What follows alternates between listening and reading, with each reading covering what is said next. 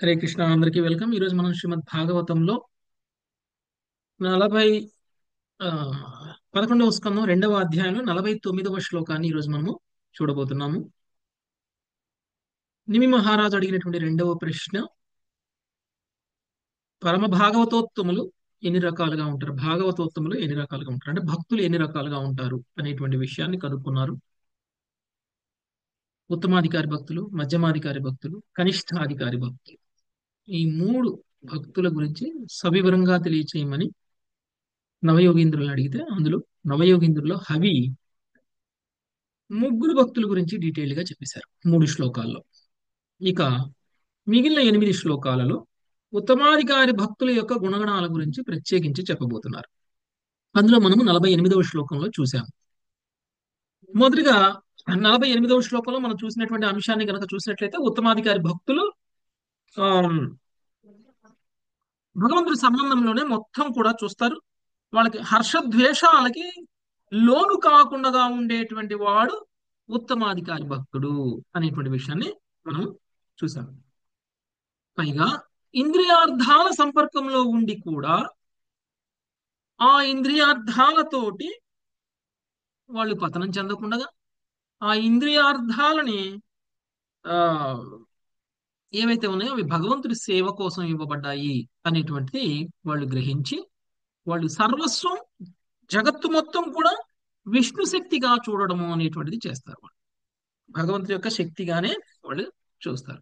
వాళ్ళు ఎక్కడ ఏం చూసినా కానీ భగవంతుడితో సంబంధంలోనే చూస్తారు. అంటే వాళ్ళు భౌతిక మాయ ప్రభావంలో లేరు, వాళ్ళు యోగ మాయలో ఉన్నారు అని అర్థం. ఓకే, సో వాళ్ళు అవసరమైతే ప్రచార నిమిత్తం మధ్యమాధికారి భక్తులలా మారతారు అని మనం తెలుసుకున్నాం. ఎందుకు మారతారు? మధ్యమాధికారిగా ఉంటే తప్ప మనలాంటి వాళ్ళని ఆకర్షించడం కష్టమవుతుంది. ఉత్తమాధికారిగా ఉంటే మనలాంటి వాళ్ళని ఆకర్షించడం కష్టమవుతుంది. మనలో ఒకడిగా ఉండి మనలో మనల్లో మార్పుల్ని తీసుకురావడం ప్రయత్నం చేస్తారు మధ్యమాధికారి. అందుకని ప్రభుపాదుల వారు కూడా ఉత్తమాధికారి భక్తుడు అయ్యుండి, ఆయన సమస్తం కృష్ణుడిని చూడగలిగి తను కూడా కృష్ణుడితో మాట్లాడగలిగేటువంటి స్థాయి ఆయనకు ఉండి కూడా ఆయన భావోద్వేగాలను కూడా నియంత్రించుకొని భౌతికంగా పతనం చెందినటువంటి వాళ్ళకి ప్రచారం చేయటం కోసం ఒక మెట్టు దిగి మధ్యమాధికారి భక్తుడిగా ఆయన వ్యవహరించడం అనేటువంటి దాన్ని మనము ఆ చూసాం. ఒకవేళ ఈ స్థితిలో ఉన్నటువంటి భక్తుడి యొక్క జ్ఞానం ఎలా ఉంటుంది అనేటువంటి విషయాన్ని కూడా మనము చూసాం. ఉత్తమాధికారి భక్తుడు నిరాకార బ్రహ్మాన్ని ఆరాధించరు. నిరాకార బ్రహ్మాన్ని ఆరాధించేది అంటే ఓ కనిష్టాధికారి భక్తులతోటి సమానం. ఈవెన్ మధ్యమాధికారి భక్తుడు కూడా నిరాకార బ్రహ్మాన్ని ఆరాధించరు. మనం దాని గురించి చూసాం. నిరాకార బ్రహ్మ ఆరాధకుడు అనేక కష్టాలను ఎదుర్కోవాలి, కానీ భగవంతుడి యొక్క సాకార రూపాన్ని ఆరాధించేటువంటి వాళ్ళు సుఖంగా, వాళ్ళు భక్తిని చేస్తూ సుఖంగానే ముక్తిని పొందగలుగుతారు, ఏ కష్టము లేకుండానే.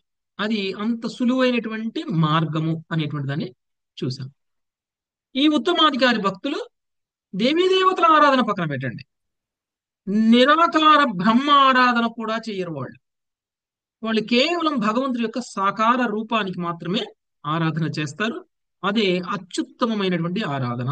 దీన్ని బట్టి మనకు తెలుస్తుంది, వివిధ స్థాయిలో ఉన్నటువంటి భక్తుల్లో అత్యుత్తమమైనటువంటి భక్తులు ఎవరు అని అంటే భగవంతుడి యొక్క సాకార రూపానికి ఆరాధన చేసేటువంటి భక్తులు అత్యుత్తమమైనటువంటి భక్తులు. అలా అని మిగిలిన వాళ్ళ భక్తులు కాదని కాదు, వాళ్ళకంటే కూడా దిగువ స్థాయిలో ఉన్నటువంటి భక్తులు. ఎప్పుడైతే ఈ విధంగా నిరాకార బ్రహ్మ ఆరాధనో లేకపోతే పరమాత్మ ఆరాధనో లేకపోతే వ్యక్తి ఆరాధనో చేసేటువంటి భక్తులు ఎప్పటికీ కూడా ఈ భౌతిక విశ్వంలోనే జన్మ మృత్యు చక్రంలో తిరుగుతూ ఉంటారు. ఉత్తమాధికారి భక్తుల్లా భగవంతుడి పార్షదులుగా, భగవంతుడికి భక్తులుగా మారలేరు. ఉత్తమాధికారి భక్తులకే ఆచార్యుడు అయ్యేటువంటి అర్హత ఉంటుంది. ఇది కూడా మనం తెలుసుకున్నాం. ఎవ్వరూ ఆచార్యులు కాలేరు. ఎవరైనా ఆచార్యులు అయ్యారంటే, ఎవరైనా మీకు దీక్షనిచ్చే స్థాయికి వెళ్ళారు అని అంటే వాళ్ళు ఉత్తమాధికారి భక్తులు అని అర్థం. మధ్యమాధికారి భక్తులకు కూడా దీక్షనిచ్చేటువంటి అర్హత ఉండదు. ఉత్తమాధికారి భక్తులు అయితేనే దీక్షా గురువులు అవ్వగలరు. మధ్యమాధికారి భక్తులు కేవలం వాళ్ళని దీక్షా గురువుతో కనెక్ట్ చేస్తారు. మధ్యమాధికారి భక్తులు ఒకవేళ ఉత్తమాధికారి భక్తి స్థాయి నుంచి దిగి వచ్చి మధ్యమాధికారిగా ప్రవర్తిస్తున్నారు కదా అని చెప్పేసి మధ్యమాధికారి భక్తుడుగా పరిగణించకూడదు. వాళ్ళు కూడా దీక్షా గురువులకు అర్హతలు లేదు అని కూడా అనుకోకూడదు. వాళ్ళు ఉత్తమాధికారులే. ప్రభుపాదుల్లా, భక్తి సిద్ధాంత సరస్వతి ఠాకూర్లా, మన గురు మహారాజుల. ఓకే. ఇంకొక విషయం ఏమిటి అంటే వీళ్ళకి భౌతికమైనటువంటి పరిస్థితులు ఏవైతే ఉన్నాయో, కష్టాలు, నష్టాలు, బాధలు, ఇవేవి కూడా వాళ్ళ యొక్క ఆధ్యాత్మిక కార్యక్రమాలని ఆపవు. మనకి ఏ చిన్న అవసరం వచ్చినా, ఏ చిన్న పని ఉన్నా, ఏ చిన్న ఇబ్బంది కలిగినా కానీ మనం చేసేటువంటి భక్తి సాధనని ఆపేస్తాం. మళ్ళీ ఆ కష్టం, ఆ అవసరం తీరిన తర్వాత మళ్ళీ భక్తిలోకి వస్తాం. మనం నిన్న మొన్నటి దాకా ఏదో పూజలు, ఏదో పురస్కారాల్లో ఉండి భాగవతాన్ని ఆపేసాం. మళ్ళీ ఆ పూజలు, ఆ పురస్కారాలు అయిపోయాయని మళ్ళీ భాగవతానికి వచ్చేస్తున్నాం. అంటే మన స్థాయి ఉత్తమాధికారి స్థాయి కాదు, మధ్యమాధికారి స్థాయి అంతకంటే కాదు. మనం కనిష్టాధికారులుగా ఉండిపోయాం. ఈ ఉత్తమాధికారులు లాంటి ఉత్తమమైనటువంటి వాళ్ళు ఆచార్యులుగా వస్తారు. ఇంకొకటి మనం గుర్తుంచుకోవాలి, ఉత్తమాధికారి స్థితిలో నుంచి ఆయన మధ్యమాధికారిగా మారి ఆయన ఆచార్యుడిగా అయ్యారు అని అంటే ఆ వ్యక్తి భగవంతుడి యొక్క ప్రతినిధి. కేవలం భగవంతుడి యొక్క ఆదేశం మేరకే ఈ భౌతిక విశ్వంలోకి వచ్చారు, కానీ మనలా బద్ధ జీవన స్థితిని గడుపుతున్నటువంటి వ్యక్తులు కాదు. ఎందుకంటే వాళ్ళకి భౌతికమైనటువంటి కష్టాలు ఏవి కూడా వాళ్ళని ఆధ్యాత్మిక ప్రచారం కోసం ఆపటం లేదు, భగవంతుడి సేవని ఆపట్లేదు. కాబట్టి మనం నిన్న ఉదాహరణ చెప్పినాం. ఏ విధంగా అయితే జయప్రతాక స్వామి మహారాజు మార్నింగ్ హాస్పిటల్కి వెళ్ళి మధ్యాహ్నం ఆయన కార్యక్రమాలు చూసుకుని మళ్ళీ సాయంత్రం ఆయన క్లాస్ ఇస్తారు, డయాలసిస్ చేయించుకుని కూడా. ఓకే. అదే రోజు, ఈ రోజు డయాలసిస్ చేయించుకున్నారు కదా, ఈ రోజు క్లాస్ ఇవ్వకపోతే ఏమైంది అని మనం అనుకుంటాం. కానీ ఆయన ఒక్క రోజు కూడా సేవను ఆపలేదు. దర్శనం చేసుకునే సేవని, ప్రసాదం తీసుకునే సేవని, క్లాస్ చెప్పే సేవని, చివరికి ఆయన ప్రతిరోజు చైతన్య చరితామృతం చదువుతారు. అది కూడా ఆయన ఆపలేదు. ఎలాంటి భౌతికమైనటువంటి పరిస్థితులు ఉన్నా కానీ ఆయన ఏ ఒక్క రోజు కూడా ఆయన టైం టేబుల్లో మార్పు రాలేదు. అది ఉత్తమాధికారి భక్తుల యొక్క లక్షణాలు. ఓకే. ఇంకా ఉత్తమాధికారులు ఏ విధంగా ఉంటారు అనేటువంటి విషయాన్ని ఇంకా నెక్స్ట్ ఒక 5-6 శ్లోకాల్లో మనం చూద్దాము. ఈ రోజు 49వ శ్లోకాన్ని చూడటానికి ప్రయత్నం చేద్దాం. సునీత మాతాజీ. దేహేంద్రియ ప్రాణమనోధియాయో దేహేంద్రియ ప్రాణమనోధియామ్యో జన్మాప్యయక్షు భయతర్ష పృచ్ఛై జన్మాప్యయక్షుద్ధయతర్షకృచ్రైః సంసారధర్మైరవిముహ్యమానః సంసారధర్మైరవిముహ్యమానః స్మృత్యా హరేర్భాగవత ప్రధానః. హృద్యా హరేర్భాగవతః ప్రధానః. భావం: భౌతిక జగత్తునందు దేహము సర్వదా ప్రభుజీ ఏం మాతాజీ?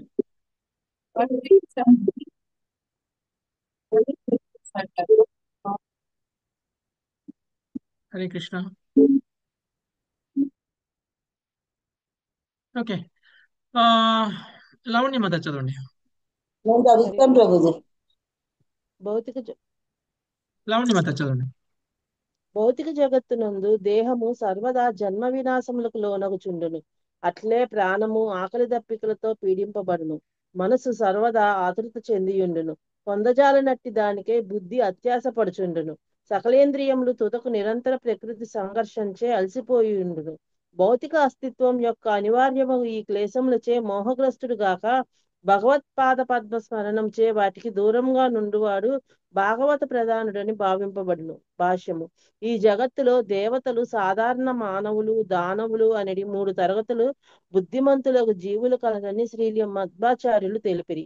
సమస్త కళ్యాణ గుణములను కలిగిన జీవుడు అనగా మహోన్నతుడు భగవద్భక్తుడు ధరణి పైన గాని ఉన్నత లోకములందు గాని దేవత అని పిలువబడును.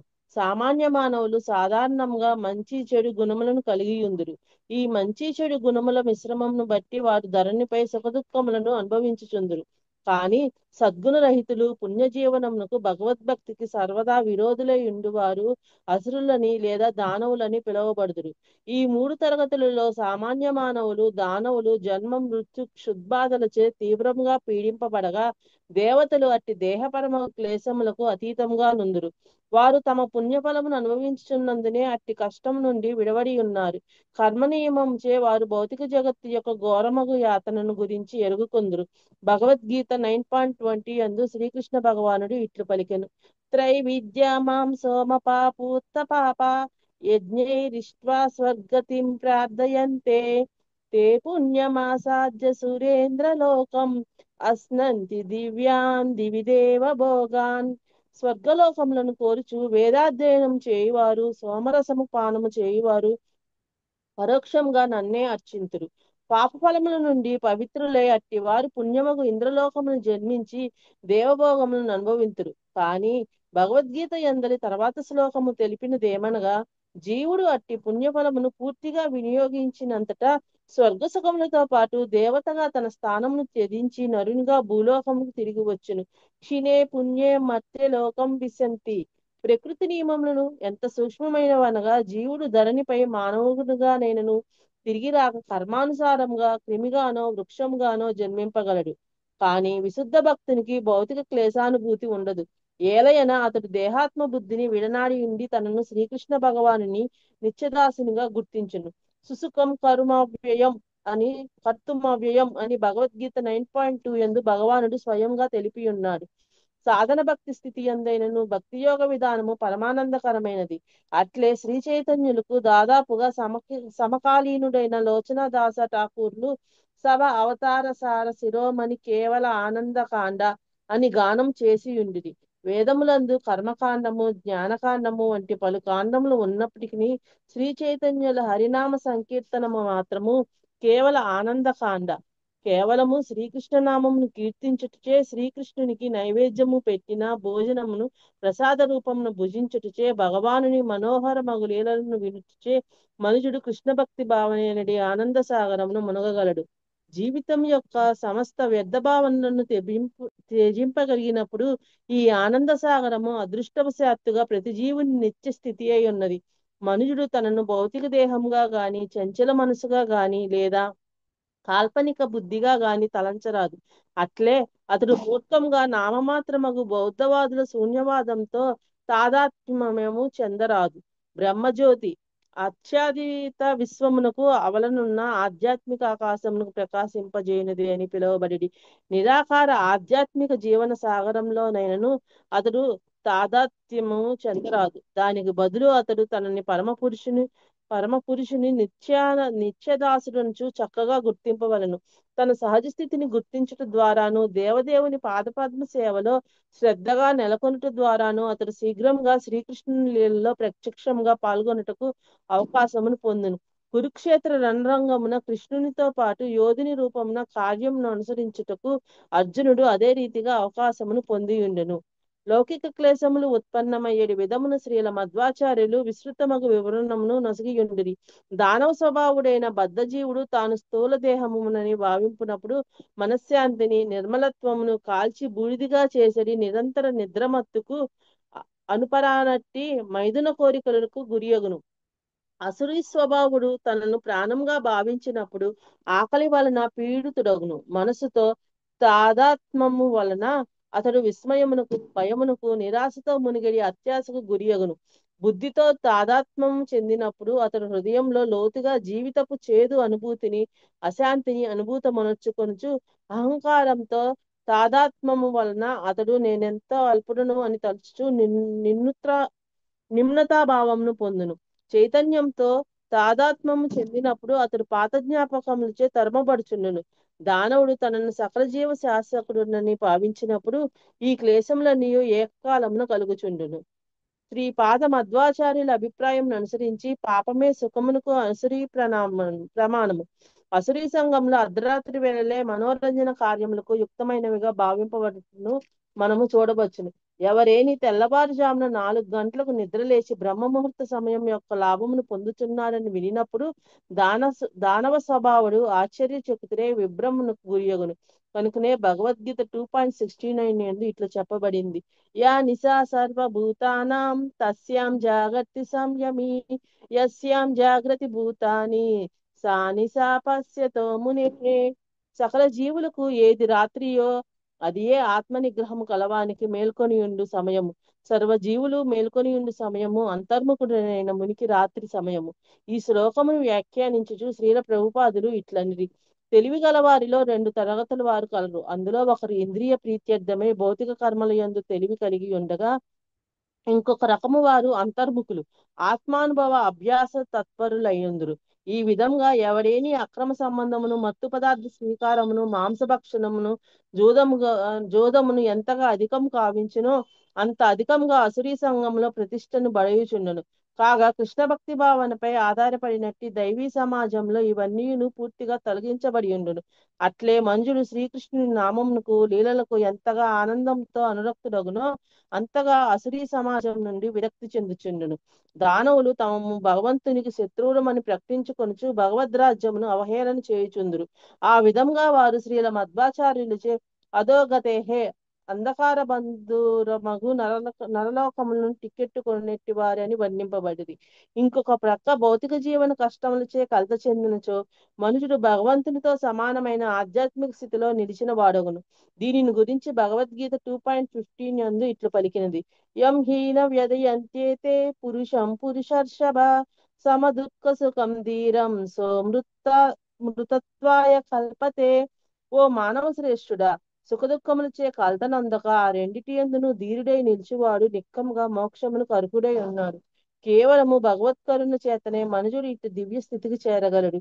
దీనిని శ్రీ మధ్వాచార్యులు సంపూర్ణానుగ్రహ దిష్టో అని పలికిరి. భక్తుడు మంగతాయర్ మాతాజీ ఉత్తమాది. చదవండి. మంగతాయర్ మాతాజీ చదవండి. హరే కృష్ణ ప్రభుజీ. మంగతాయర్ హరే మాతాజీ కృష్ణ ప్రభుజీ దండాలు. హరే కృష్ణ చదవండి. చదువుతున్నాను ప్రభుజీ. భక్తుడు ఉత్తమాధికారిగా అయ్యే పద్ధతిని శ్రీల భక్తి సిద్ధాంత సరస్వతి ఠాకూర్ వివరించిరి. భాగ్యవంతుడైన వాడు కనిష్టాధికారి యొక్క పరిమిత దృష్టి పట్ల, కార్యకలాపముల పట్ల క్రమముగా విసుగు చెంది మధ్యమాధికారి యొక్క విస్తృత దృష్టిని అర్థం చేసుకుంటూ నేర్చును. ప్రతి జీవుడు కృష్ణ భక్తుడు కావాలనియు ఉత్తమాధికారి భక్తుని అడుగుజాడలను అనుసరించుట చేతనే మనుజుడు జీవన పూర్ణత్వం సాధించగలడనియు మధ్యమాధికారి భక్తులు గుర్తింపగలిగి ఉండును. మనుజుని భక్తియుత సేవ క్రమముగా తీవ్రతరమైన కొలది విశుద్ధ భక్తుని చరణ కమల ధూళితుడు పదే పదే స్నానమాడిన కొలది జన్మము, ముత్యువు, ఆకలి, దప్పిక, భయాదుల వంటి పీడలు క్రమముగా మనస్సును ఆపివేయును. దీని గురించి భక్తి రసామృతిందు 1.2.114 నుండి ఇక్కడ చెప్పబడినది. ఫలదేవనా వినిష్టేవా భక్త్యాచ్ఛాదన సాధనే అవిక్లమవృత్తిర్భూత్వా హరిమేవాదియా స్మరేత్. యుక్తముగు భోజనమునకు లేదా యుక్తముగు వస్త్రాధన చేసే ప్రయత్నములో విఫలమైనను భక్తుడు కలత చెందక బుద్ధిని తన ప్రభువును శ్రీకృష్ణు స్మరణమునందే నిలిపి నిశ్చలుడై ఉండవలెను. అన్ని పరిస్థితుల యందు శ్రీకృష్ణుని స్మరించడి ఈ పద్ధతి యందు పరిపక్వ చెందినప్పుడు మనుషునికి మహాభాగవతుని బిరుదు మరణం నిలిచి నిశ్చలుడే ఉండవలను. అన్ని పరిస్థితుల యందు శ్రీకృష్ణుని స్మరించడి ఈ పద్ధతి యందు పరిపక్వం చెందినప్పుడు మనుజునికి మహాభాగవతుని బిరుదు వసగబడును. బాలుని బంతి దూరముగా పోకుండాలాగున ఒక చివర తాడుతో కట్టివేయబడినట్లుగా కృష్ణుడికి శరణాగతుడైన భక్తుడు వేదాదేశమైన తాడు కొనకు కట్టివేయబడి లౌకిక వ్యవహారంలో పోటీ పడుకుండనని శ్రీల భక్తి సిద్ధాంత సరస్వతి ఠాకూర్ ఉపమానం చెప్పిరి. ఈ సందర్భం నందు ఆయన ఋగ్వేదము 1.156.3 నుండి ఉదహరించుచు ఓం ఆస్యజానంతో నామ చిద్వ్యక్త మహస్తే విష్ణోసలితం భజామహే ఓం తత్సత్ అని చెప్పిరి. అనగా, ఓ విష్ణు, నీ నామము పూర్తిగా దివ్యమైనది, ఆ విధముగా అది స్వయం ప్రకటమైనట్టిది. నీ నామ మహిమను చక్కగా ఎరిగినప్పటికీ దానిని కొద్దిపాటి అవగాహనతోనైనా మేము నీ నామమును ఉచ్చరించినచో అనగా కేవలము నీ నామాక్షరములను పలికినచో క్రమముగా దానిని ఎరుగగలము. ఓంకారముచే సూచితమైన భగవానుడు సత్ అనబడును. అనగా మనుజుడు భయము చేత లేదా ద్వేషము చేత కలత చెందినను భగవన్నామము నిరంతరము జపించువానికి భగవానుని దివ్య రూపం ప్రకటము కాగలదు. దీనికి నిదర్శనము శ్రీమద్ భాగవతము 6.2.14 నందు ఇట్లు వసగబడినది. సాంకేత్యం పారిహస్యం నాస్వాస్తాభం హేళనమేవ వైకుంఠనామ గ్రహణం అశేషాగహరం విదుహు. భగవన్నామమును మనుష్యుడు పరోక్షముగా అన్యమైన దాన్ని సూచించుటకు గాని, పరిహాసమునకు గాని, సంగీత ప్రయోజనమునకు గాని, చివరకు శ్రద్ధ లేకుండా గాని చేసినప్పటికీ అశేషముకు పాపరాశి నుండి శీఘ్రమే బయటపడగలడు. శాస్త్ర విధులకు పండితులు ఈ విషయమును అంగీకరించి ఉండేది. హరే కృష్ణ ప్రభుజీ, ధన్యవాదాలు.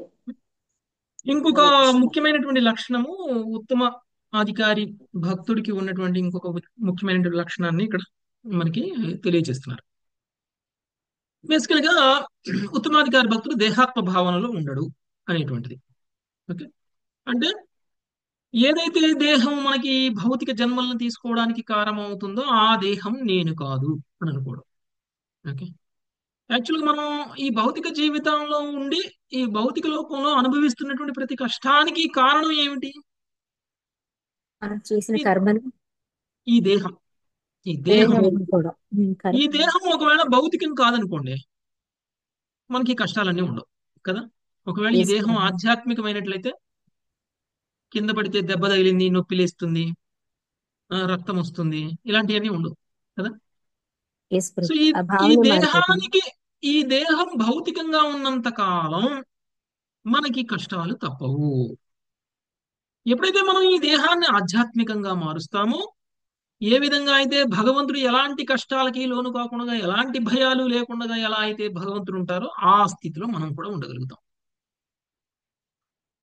అంటే దేహ భావనలో ఉండకుండగా తనకు తాను అంతర్దృష్టిని కలిగి ఆధ్యాత్మిక స్థితిలో భగవంతుడి సేవకుడిగా భావించగలిగినటువంటి వాడు ఉత్తమాధికారి భక్తుడు. ఆ స్థితిలోనే ఉత్తమాధికారి భక్తులు ఉంటారు. సో అలాంటి భక్తులు ఇలాంటి ఒక భౌతికమైనటువంటి కోరికలకి మోహగ్రస్తుడు కాకుండా, మామూలుగా మనకి భౌతికమైనటువంటి ఇంద్రియాలు, భౌతికమైనటువంటి శరీరం ఉంది కాబట్టి ఈ శరీరానికి అవసరమైనటువంటి అనేక కోరికలు తీర్చుకోవడం కోసం వాటి వెనకాల పడి ఆ మోహగ్రస్తుడు అవడం, ఆ కోరికల వెంట మోహగ్రస్తుడు అవడం అనేటువంటిది జరుగుతుంది. కానీ ఉత్తమాధికారి భక్తుడు అలా అవ్వకుండా భగవంతుడి యొక్క పాద పద్మాలను ఆశ్రయించి ఉంటాడు కాబట్టి ఆయన భాగవతోత్తముడు, భాగవత ప్రధానుడు అని పిలువబడతాడు. ఓకే, భాగవతుడు ఉత్తముడు అని పిలువబడతాడు. సో పుణ్యజీవనము అనేటువంటిది భగవంతుడి యొక్క భక్తికి విరోధమైనటువంటిది అనేటువంటి ఇంకొక ముఖ్యమైనటువంటి విషయం ఇక్కడ మనకి ఆచార్యులు చెప్తున్నారు, మధ్వాచార్యులు చెప్తున్నటువంటి విషయం. మనం ఇంతకుముందు భక్తి సిద్ధాంత సరస్వతి ఠాకూర్ కూడా ప్రభుపాదంతో చెప్పింది కూడా అదే విషయం. నేను పుణ్యాలు చేస్తున్నాను, నేను మంచి కర్మలు చేస్తున్నాను, నేను గొప్ప కర్మలు చేస్తున్నాను, నేను 10 మందితో మెచ్చుకునే లాంటి పనులు చేస్తున్నాను, నేను గుళ్ళకి వెళ్తున్నాను, నేను యజ్ఞాలు చేస్తున్నాను, నేను యాగాలు చేస్తున్నాను అని చెప్పుకునేటువంటి వాళ్ళందరూ వాళ్ళు పుణ్యం చేస్తున్నారు. ఆ పుణ్య జీవనము అనేటువంటిది వాళ్ళ భగవద్భక్తికి విరోధంగా ఉంటుంది అని చెప్పారు. ఇదే యాక్చువల్ గా విరోధులు. అందుకని మన భారతదేశంలో అందరూ పుణ్యాత్ములే, కానీ గైడెన్స్ లేకుండా చేసేటువంటి ఈ భక్తి, దీనివల్ల మనం పొందబోయేటువంటి లాభం శాశ్వతమైన లాభమా కాదా అనేటువంటి విషయం కూడా తెలియకుండా మనం చేసేటువంటి భక్తి, దాని మీద మనకు ఉన్నటువంటి విశ్వాసం మనం భగవంతుడి దగ్గరికి చేరకుండా చేస్తున్నాయి. భగవద్భక్తిని నిజంగా ఎలా చేయాలో తెలియకుండా చేస్తున్నాయి. అది నిజం. ఎందుకు ఈరోజు మనం అందరం కూడా కృష్ణ భక్తులు కాలేకపోతున్నాము? ఎందుకంటే కృష్ణ భక్తులు అవడానికి ఉన్నటువంటి నియమాలు వేరే పుణ్యకార్యాలు చేయడానికి లేవు. కృష్ణ భక్తులైతే మనకి పేరు ప్రతిష్టలు కూడా అవసరం లేదు. ఎందుకంటే మనం వినయంగా మారిపోతాం, చాలా వినయంగా ఉంటాం. పేరు ప్రతిష్టల కోసం చేసేది కాదు భక్తి. పుణ్యాలు చేస్తారు, పేరు ప్రతిష్టల కోసం, లాభం కోసం పుణ్యాలు చేయొచ్చు. భౌతికమైనటువంటి పేరు ప్రతిష్టల కోసం పుణ్యాలు చేస్తారు. కాబట్టి ఎవరైతే పుణ్యకర్మల్లో మునిగిపోయి నేను భక్తిలో ఉండను అని అంటారో వాళ్ళు అసురులతో సమానము అనేటువంటి విషయాన్ని కూడా చెప్తున్నారు. అసురులంటే భగవంతుడి మీద నమ్మకం లేనటువంటి వాళ్ళని అసురులు అంటారు. అసురులు అంటే వీరు ఎట్లనో ఉండరు, మనలానే ఉంటారు. దేవతలు అంటే భగవంతుడి మీద నమ్మకం ఉన్నటువంటి వాళ్ళు, అసురులు అంటే భగవంతుడి మీద నమ్మకం లేనటువంటి వాళ్ళు. రెండు కొమ్ములు లేకపోయినా, పెద్ద పెద్ద పళ్ళు లేకపోయినా, ఇంత పెద్ద నాలిక లేకపోయినా భగవంతుడిని నమ్మకపోతే అసురుడే. ఓకే. సో అలాంటి వాళ్ళు దానవులు అని ఎందుకు పిలువబడుతున్నారు అని అంటే వాళ్ళు పుణ్యకర్మల వంకతో భగవద్భక్తిని చేయలేకపోతున్నారు కాబట్టి, శ్రీకృష్ణ భగవానుడికి భక్తుడు కాలేకపోతున్నారు కాబట్టి. ఇలా ఉన్నటువంటి వాళ్ళు ఎవరైతే విశుద్ధ భక్తులుగా మారరో, ఎవరైతే ఉన్నత అధికారి భక్తులుగా మారరో, అంటే భౌతిక శరీర స్థాయిలోనే భౌతిక శరీర కోరికల్ని, అంటే ఇంకొక విషయం చూడాలి అని అంటే ఇంద్రియాలు వీటన్నింటికి కూడా కంట్రోల్లో లేకపోవడం. దానికి కారణం మనసు. మనసు అనేక కోరికలు కోరుకోవడం. దానికి కారణం బుద్ధి సరైనటువంటి డైరెక్షన్ ఇవ్వకపోవడం మనసుకి. వీటి కారణంగా మన ఇంద్రియాలన్నీ కూడా మోహానికి గురి అవుతున్నాయి. కాబట్టి ఇలాంటి జీవులు జన్మ మృత్యువు అనేటువంటి బాధలతోటి పీడింపబడుతున్నారు. ఓకే. ఇక్కడ మనం చూస్తే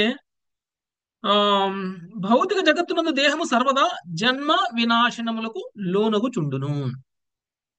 మరణించేది జన్మించేది ఎవరు అని అంటే శరీరం. జన్మిస్తూ ఉంటుంది, మరణిస్తూ ఉంటుంది, మరణిస్తూ ఉంటుంది, జన్మిస్తూ ఉంటుంది. ఏమిటి అది జరుగుతుంది అంటే ఆత్మ అలానే ఉంటుంది.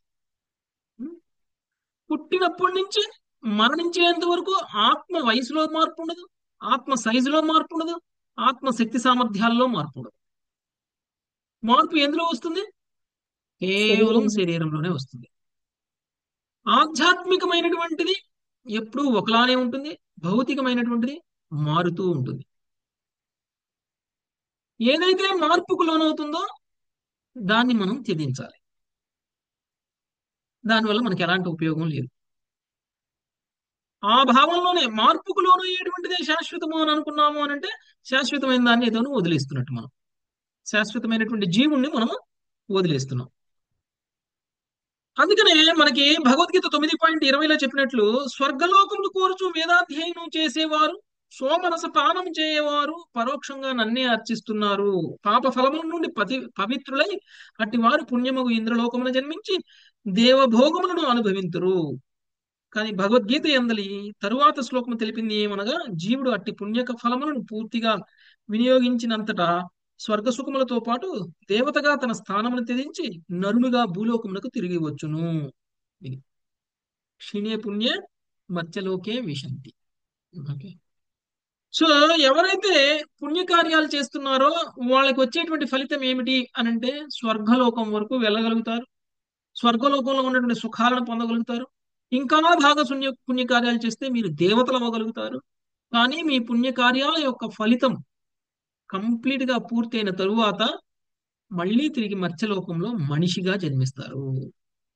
అంటే మనం చేసినటువంటి పుణ్యకార్యాల యొక్క ఫలితం అనేటువంటిది శాశ్వతమైనటువంటి లాభాలను తీసుకురావట్లేదు. పుణ్యకార్యాలు మనల్ని మళ్ళీ తిరిగి ఇక్కడికే తీసుకొస్తున్నాయి. పుణ్యకార్యాలు మనకి ముక్తిని తీసుకురావట్లేదు. పుణ్యకార్యాలు మనకి జన్మామృత్యువుని మళ్ళీ మళ్ళీ ఇస్తున్నాయి. అవి ఎందుకు చేస్తున్నాము అంటే శరీర భావంలో చేస్తున్నాం కాబట్టి. ఓకే.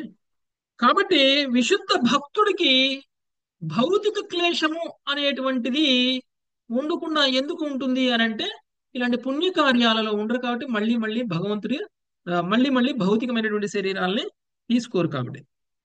శ్రీకృష్ణ భగవానుని నిత్యదాసుడుగా గుర్తించి వాళ్ళు ఈ భౌతిక క్లేశాల నుంచి తిరిగి వెళ్ళిపోతారు.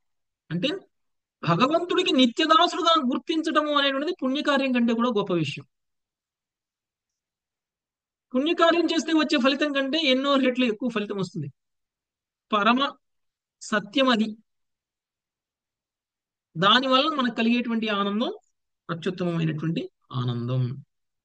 అందుకని వేదాల్లో చెప్పబడినటువంటి అనేక రకాల జ్ఞానాలు ఏవైతే ఉన్నాయి, కర్మకాండ, జ్ఞానకాండ, ఇవన్నీ కూడా మనకి పుణ్యాత్ముడుగా ఉంచగలుగుతాయేమో కానీ భక్తుడుగా మార్చలేవు.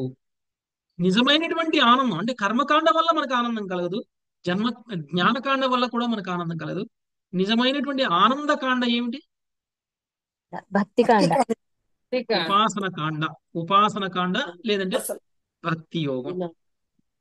ఉపాసన కాండ అంటే భక్తి యోగమే. ఓకే. సో కర్మకాండ చేయడం వల్ల ఏమవుతుంది అంటే స్వల్పకాలానికి మనం సుఖపడుతున్నట్టు ఫీలింగ్ వస్తుంది. జ్ఞానకాండ ఎందుకు చేస్తాము? మనము నిరాకార బ్రహ్మంలో లీనమవటం కోసం జ్ఞానకాండలో ఉంటాం. మరి కర్మకాండ మనకి పూర్తిగా శాశ్వతంగా సుఖాలను ఇస్తుందా అంటే ఇవ్వదు. ఇప్పుడే మనం చూసాం, ఇంద్రలోకానికి వెళ్తాము, లేకపోతే దేవతలం అవుతాం, తిరిగి మత్స్యలోకంలోకి వస్తాం, మళ్ళీ భౌతికమైన కష్టాలను అనుభవిస్తాం. కాబట్టి కర్మకాండ మనకి సుఖాలని ఇవ్వట్లేదు. ఇక జ్ఞానకాండ విషయం చూస్తే జ్ఞానకాండం అనేది నిరాకార బ్రహ్మంలో పోవడానికి ఉపయోగం అవుతుంది. జ్ఞానకాండ ద్వారా నిరాకార బ్రహ్మానికి పోతామో లేదో మనకు తెలియదు, కానీ ఆ ప్రాసెస్ లో మాత్రం మనం చచ్చిపోతాం. అది చిన్న విషయం కాదు.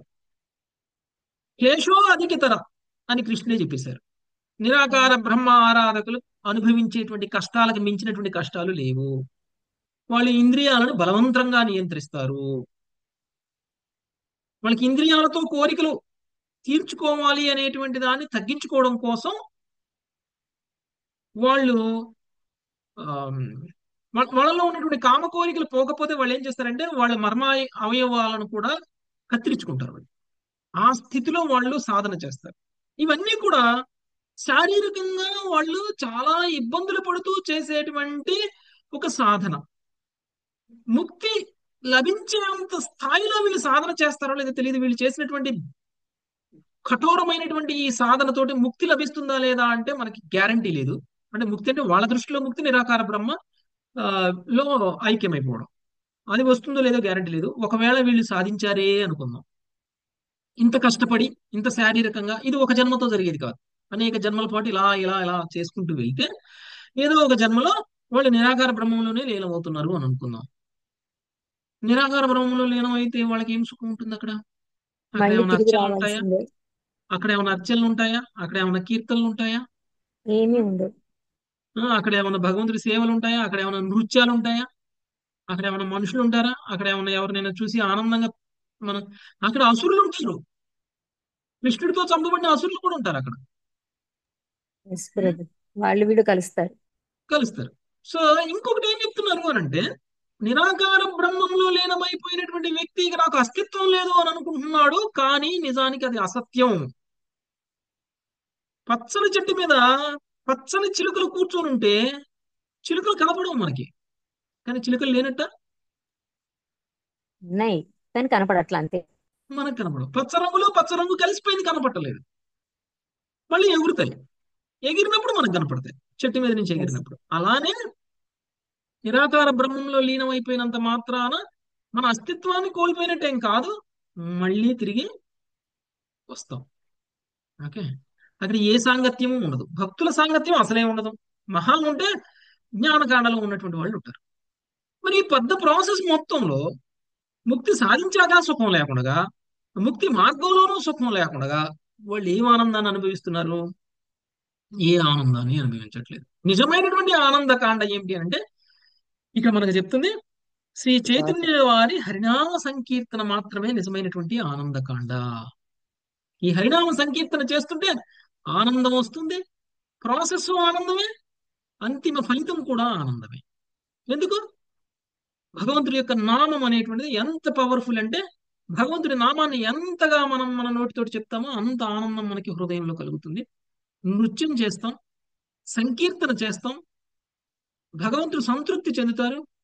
ప్రత్యేకించి మనకి భగవంతుడే స్వయంగా భగవద్గీతలో చెప్పారు, కలియుగంలో యజ్ఞం అంటూ ఏముంది అని అంటే అది సంకీర్తన యజ్ఞము అని.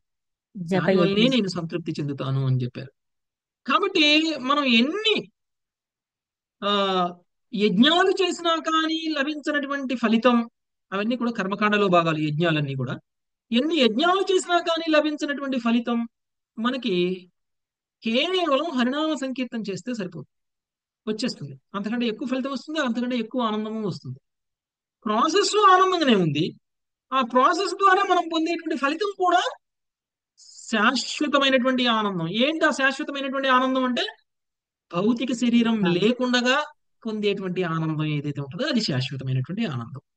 అంటే ఆధ్యాత్మిక శరీరం మనం శాశ్వతంగా పొందగలుగుతాం. ఆధ్యాత్మిక శరీరం ఎక్కడ సాధ్యమవుతుంది పొందడానికి అంటే ఆధ్యాత్మిక లోకంలో మాత్రమే సాధ్యమవుతుంది. కాబట్టి భగవంతుడి ధామానికి మనము ఆనందంగా వెళ్ళి అక్కడ భగవంతుడికి సేవ చేసుకునేటువంటి స్థితి కేవలం సాకార బ్రహ్మం యొక్క ఉపాసన చేసినప్పుడు మాత్రమే అది సాధ్యమవుతుంది. ఇదే ఆనందకాండ, లేదంటే ఇదే ఉపాసన కాండ. ఉపాసన కాండ అంటే హరినామ సంకీర్తనము. అర్థమైందా? హరే కృష్ణ కృష్ణ కృష్ణ హరే హరే, హరే రామ హరే రామ రామ హరే హరే. ఇలాంటి భక్తులు భగవంతుడి యొక్క నామాన్ని వాళ్ళు ఎప్పుడు వదిలిపెట్టరు. అందుకనే ఇలాంటి భక్తులకి మనకి భగవద్గీతలో ఒక శ్లోకం చెప్పారు, సకల జీవులకు ఏది రాత్రియో అది ఆత్మనిగ్రహం కలిగినటువంటి వానికి మేల్కొనేటువంటి సమయం. చెప్పండి, మనం ఎప్పుడు మేల్కొని ఉంటాం? బ్రహ్మ ముహూర్తంలో లేస్తుంటాం, వాళ్ళు తెల్లవారు పడుకుంటారు. 4 గంటలకు లేగుస్తాం. బ్రహ్మ ముహూర్తంలో లేచండి. ఆ టైంలో అందరూ ఎంత గురకబెట్టి నిద్రపోతుంటారు. ఎస్ ప్రభు. ఎక్కువ నిద్ర వచ్చేది ప్రభుజీ ఇది వరకు ఆ టైంలోనే. ఆ, ఆ. ఎక్కువ నిద్ర వస్తుంది అంటే ఇంకా భక్తులు కాలేదు అని అర్థం. ఇది వరకు ప్రభుజీ దీనిలోకి రాకముందు. ఆ, నేను అప్పుడు గురించి చెప్తున్నా, ఇప్పుడు గురించి చెప్పట్లే. ఓకే. సో సకల జీవులు ఏది రాత్రియో అది ఆత్మ నిగ్రహము కలవానికి మేల్కొని ఉండి సమయము. సర్వజీవులు మేల్కొని ఉండే సమయం అంతర్ముఖుడైనటువంటి మునికి రాత్రి సమయము. ఓకే. సో మనం ఎప్పుడు పడుకుంటాం? అర్ధరాత్రి పడుకుంటారు. అర్ధరాత్రి 10 వరకు o'clock పడుకుంటాం. అంటే పడుకుంటాం. ఇప్పుడు మనం భాగవతం క్లాస్ అప్పుడు అయిపోగానే లేచి ఉంటారు. భాగవతం అవును, క్లాస్ అయిపోగానే పడుకుంటాం మనం పడుకుంటూ ఎవరైనా పోతాం. సరే. Yes. కదా? వాళ్ళు లేచి ఈ ఉంటారు. టైంలో భౌతికంగా ఉన్న వ్యక్తి ఏం చేస్తాడు? నైట్ క్లబ్లో ఉంటాడు. లేచి మేల్కొని ఉంటాడు. ఉంటాడు. లేచి ఉంటాడు. మేల్కొని నైట్ క్లబ్లో ఉంటారు. నైట్ క్లబ్లు వాళ్ళకి రాత్రి 12 వరకు నైట్ క్లబ్, తెల్లారి 4 ఫుడ్ గంటల వరకు నైట్ క్లబ్. కోర్టుల్లో కూడా ఉంటారు ప్రభుజీ, రోడ్ల మీద. రోడ్ల మీద తిరుగుతుంటారు, అదే తాగి తిరుగుతుంటారు. ఓకే. సో ఆ సమయంలో మనం నిద్రపోతుంటాం. వాళ్ళు అప్పటిదాకా తిరిగి అప్పుడు పడుకుంటారు 4 గంటలప్పుడు. అప్పుడు మనం లెగుస్తాం. అప్పుడు లెగుస్తాం. అంటే వాళ్ళు మేల్కొని ఉండే సమయం మనం పడుకునే సమయం, వాళ్ళు పడుకునే సమయం మనం మేల్కొని ఉండేటువంటి సమయం. కాబట్టి సో ఇలాంటి వ్యక్తులు మత్తు పదార్థాలను స్వీకరించి మాంసభక్షణ చేసి ఆ ఇలాంటి వ్యక్తులు అభద్ర స్త్రీ సాంగత్యం చేస్తూ వాళ్ళ సమయాన్నంతా కూడా వాళ్ళు ఇలా వృధా చేస్తూ ఉంటారు. మనం మాత్రం శుభ్రంగా రెస్ట్ తీసుకుంటాం. ఆ సమయంలో మనము వాళ్ళు ఇవన్నీ చేసి నిద్రపోయేటువంటి సమయంలో మనం లేసి మనం సాధన చేసుకుంటాం. ఓకే. కాబట్టి దానవులుగా మనము ఉండకూడదు. దానవులు భగవంతుణ్ణి శత్రువుగా భావిస్తారు. భగవంతుణ్ణి నమ్మకపోగా భగవంతుణ్ణి శత్రువుగా భావిస్తారు. కాబట్టి అలాంటి వాళ్ళు భగవంతుని గాని, భగవంతుడి భక్తులు గాని, భగవంతుడి యొక్క ధామాన్ని కానీ వాళ్ళు అవహేళన చేస్తూ ఉంటారు. ఓకే. వాళ్ళు ఎవరిని రెస్పెక్ట్ చేయరు. మనం హరే కృష్ణ మహామంత్రం సంకీర్తన చేస్తున్నాం, మీరు రండి అంటే మీరు చేసుకోండి అంటారు మనల్ని. పైగా వాళ్ళు చెయ్యకపోగా చేస్తున్న దాన్ని మనం చేస్తున్న దాన్ని కూడా తప్పు పడతారు. కేవలం వాళ్ళలో ఉన్నటువంటి దానవ ప్రవృత్తి కారణంగానే వాళ్ళు అలా చేస్తున్నారు. ఓకే. కాబట్టి సుఖ దుఃఖములతో కలతనుందగా ఆ రెండింటి యందును ధీరుడై నిలుచువాడు నిక్కముగా మోక్షమునకు అర్హుడై ఉండును. ఇంతకు ముందు శ్లోకంలో మనం విన్నాం, ఉత్తమాధికారి భక్తులు సుఖ దుఃఖాలకి కలత చెందరు అని. సుఖ దుఃఖాలకి కలత చెందకుండా ఉన్నటువంటి ఉత్తమాధికారి భక్తుడు అంటే ధీరుడుగా సుఖ దుఃఖాలని ఎదుర్కొనేటువంటి వాడు మోక్షానికి అర్హుడై ఉన్నాడు. భగవంతుడి యొక్క కరుణతోనే మనుషునికి ఇట్టి దివ్యమైనటువంటి స్థితి చేరగలడు. దీనికి మధ్వాచార్యులు సంపూర్ణానుగ్రహోద్విష్టో అని చెప్పడం అనేటువంటిది జరిగింది. కాబట్టి మనము ఈ విధంగా ఆ ఉత్తమాధికారి భక్తుడి స్థాయికి వెళ్ళాలి అని అంటే కొన్ని నియమ నిబంధనలు పాటించాలి, తప్పదు. ఆ నియమ నిబంధనల్లో భాగంగానే ఏదైనా సరే పరిమితంగా చేయాలి. ఫస్ట్ థింగ్, అతిగా ఏది చేయకూడదు. అతిగా ఏది చేయకూడదు. తిన్నా అతిగా తినకూడదు, మాట్లాడినా అతిగా మాట్లాడకూడదు. ఉం? ఏదైనా ఇంద్రియ భోగం చేసినా అతిగా చేయకూడదు. కాబట్టి యుక్తంగా ఉంటూ, అంటే నియమితంగా చేస్తూ. కొంతమంది ఇక్కడ దాకా తింటారు, పీకల్లాగా తింటారు, పీకల్లాగా తింటారు, ఇంకా టేస్ట్ ఎక్కువ ఉంటే ఇంకా ఎక్కువ తింటారు. కానీ ఉత్తమాధికారి భక్తులు టేస్ట్ తో సంబంధం లేదు. టేస్ట్ ఎలా ఉన్నా తను ఎంత తీసుకుంటే ఈ శరీర పోషణకు అవసరమో అంతే తీసుకుంటారు. మీరు తీసుకెళ్లి గులాబ్ జామున్ పెట్టారు కదా అని చెప్పేసి 10 తినేయరు. లేదంటే మీరు ఇంకేదైనా పెట్టారు, రుచి లేనిది పెట్టారు కదా అని చెప్పేసి వాళ్ళు ఒకటి కూడా ముట్టుకోకుండా ఉన్నారు. ఇట్లా ఉండదు. ఈ భౌతికమైనటువంటి శరీర పోషణ కోసం ఎంత అవసరమో అంతే తింటారు. అది నియంత్రణ. నియమితంగా శరీరాన్ని ఉపయోగించడం, నియమితంగా ఇంద్రియాలకి అవసరమైనటువంటి అవసరాలని తీర్చడం. పైగా వాళ్ళ బుద్ధి కూడా ఇలాంటి విషయాల పట్ల కలత చెందదు. వాళ్ళు భగవంతుడి యొక్క స్మరణలోనే నిరంతరము నిలిచి ఉంటారు, నిశ్చలులై ఉంటారు. ఏ విధంగా అయితే ఒక బంతిని ఇసిరేస్తే గాలిలోకి ఏమవుతుందండి? బంతి కింద పడుతుంది. గాలిలోకి వెళ్ళిపోతుంది. అంటే మళ్ళీ తిరిగి మన దగ్గరికి రాదు. కానీ భగవద్భక్తుడు ఎలాంటి వాడు అని అంటే, అదే బంతికి తాడు కట్టి ఇసిరేస్తే, తాడు చేతిలో పట్టుకుంటాం, బంతిని ఇసిరేస్తాం, ఏమవుతుంది? మన కంట్రోల్లోకి వస్తుంది, మళ్ళీ మన కంట్రోల్లోకి వస్తుంది. సో భగవద్భక్తుడు అలాంటి వాడు అనమాట. భగవంతుడి యొక్క చూడటానికి ఇంద్రియ భోగం చేస్తాడు. అంటే బంతిని విసిరేసామంటే ఇంద్రియ భోగానికి వెళ్ళిపోయినట్టు, మళ్ళీ తిరిగి రాడు. అదే భగవంతుడి యొక్క భక్తుడు మాత్రం కొద్దిసేపు అలా వెళ్ళినా మళ్ళీ వెనక్కి వచ్చేస్తాడు. ఓకే, ఆ వెళ్ళేది కూడా నియంత్రణతో, ఆ ఇంద్రియార్థాల సంపర్కంలో ఉంటాడు. నియంత్రణతో, నియమితంగా, అతిగా కాదు, నియమితంగా ఇంద్రియార్థాల సంపర్కంలో ఉండి తిరిగి మళ్ళీ వెనక్కి భక్తుడా వచ్చేస్తాడు. ఆ చేసేది కూడా భగవంతుడి సేవగానే. ఆ ఇంద్రియార్థాలు కూడా భగవంతుడికి అర్పించడం అయితేనే తీసుకుంటాడు, లేకపోతే తీసుకోడు, దాన్ని యాక్సెప్ట్ చేయడు. అలా అన్నమాట. అంటే నియంత్రణలో ఉన్నటువంటి బంతి, తాడు కట్టినటువంటి బంతిలాగా ఉంటాడు. తాడు కట్టని బంతిలాగా ఇసిరేస్తే వెనక్కి రాకుండా ఉండరు. ఓకే, అది భక్తి సిద్ధాంత సరస్వతి ఠాకూర్ ఉదాహరణతో మనకి భక్తుల గురించి, ప్రత్యేకించి ఉత్తమాధికారి భక్తుల గురించి తెలియచేసినటువంటి విషయం. ఓకే, భగవంతుడి యొక్క నామాన్ని మనుషుడు పరోక్షంగా కానీ, పరిహాసంగా కానీ, సంగీత ప్రయోజనంగా కానీ, చివరికి శ్రద్ధ లేకుండా కానీ చేస్తే, భగవంతుడి యొక్క నామాన్ని కనుక తీసుకున్నట్టయితే అశేషమైనటువంటి పాపరాశి సైతం శీఘ్రమే తొలగిపోగలదు. ఇది పండితులు అంగీకరించినటువంటి విషయం. అంత శక్తి ఉంది భగవంతుడి యొక్క నామానికి. అందుకనే మనము భక్తులమా కాదా అనేటువంటి దాంతో సంబంధం లేదు. భగవంతుడి యొక్క నామాన్ని ఎలాంటి స్థితిలో ఉన్నటువంటి వ్యక్తి అయినా కానీ స్వీకరించాల్సినటువంటి అవసరం ఉంది. ఎందుకంటే ఈ నామమే మనల్ని పవిత్రం చేస్తుంది కాబట్టి. ఈ నామం లేకపోతే మనము పవిత్రం అవ్వలేము కాబట్టి. ఇది శ్రీమద్ భాగవతం కూడా మనకి చెప్తుంది. ఈ రోజు శ్లోకంలో కూడా మనకి అదే తెలియజేస్తుంది. భగవంతుడి యొక్క నామము అనేటువంటిది, భగవంతుడి యొక్క నామ స్మరణలోనే ఎప్పుడు కూడా ఉండేటువంటి భాగవతులు గురించి మనం ఈరోజు తెలుసుకున్నాం. Okay, thank you very much మాతాజీ. హరే కృష్ణ. వాంఛాకల్పతరుభ్యశ్చ కృపా సింధుభ్యైవ చ పతితానాం పావనేభ్యో వైష్ణవేభ్యో నమో నమః. హరే కృష్ణ హరే కృష్ణ కృష్ణ కృష్ణ హరే హరే, హరే రామ రామ రామ రామ హరే హరే. హరే రామ.